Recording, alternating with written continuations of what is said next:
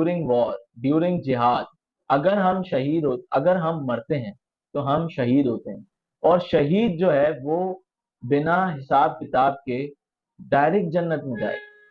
और ये जो अभी इंडिया से वॉर होनी है, फुल फ्लैज वॉर जो होनी है, ये इसका 1400 ईयर्स अप्रोक्सीमेटली, इससे पहले हुजूर सल्लल्लाहु अलैहि वसल्लम ऑलरेडी गजवा हिंद के बारे में खुशखबरी दे चुके हैं कि गजवा हिंद में विक्ट्री हमारी होनी है।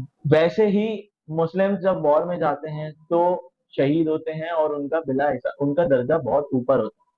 और गजवा हिंद का तमाम जंगों में से सबसे ज्यादा अफजल इसका रुतबा है, क्योंकि ये जो जंग है इसमें गजवा इसका नाम इसलिए दिया गया है, गजवा और जंग में सही है फर्क ये होता है कि जंग उसको कही जाती है जो मुसलमानों के लिए जो नॉर्मल जंग हो, मुसलमानों की अगेंस्ट कुफार से, ठीक है।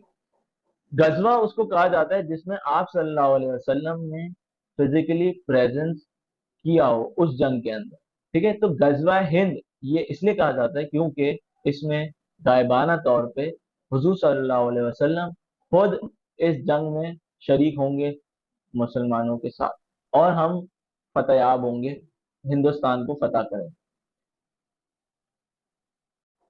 तो अब मैं आपको एक बात बताऊंगा कि अगर अब हम ये सोचें इन केस अगर इंडिया पाकिस्तान की फुल फ्लैज वॉर हो जाती है तो क्या होगा।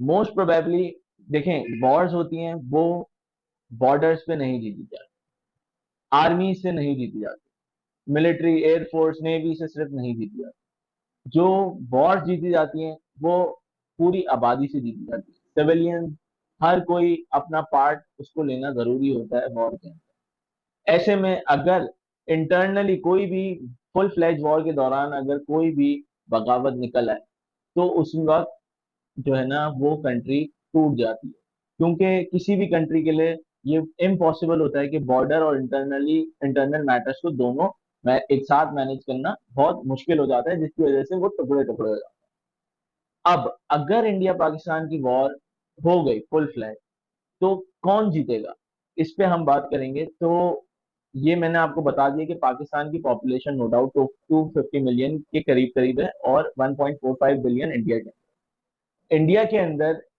इंडिया पाकिस्तान से फुल फ्लैज वॉर हार सकता है। उसकी बहुत सारी रीजन है। सेपरेटिस्ट मूवमेंट्स इंडिया के अंदर बहुत सालों से चल रही हैं, जिसमें जम्मू एंड कश्मीर और खालिस्तान एक बहुत ही ज्यादा प्रोमिनेंट सेपरेटिस्ट मूवमेंट है, जो इंडिया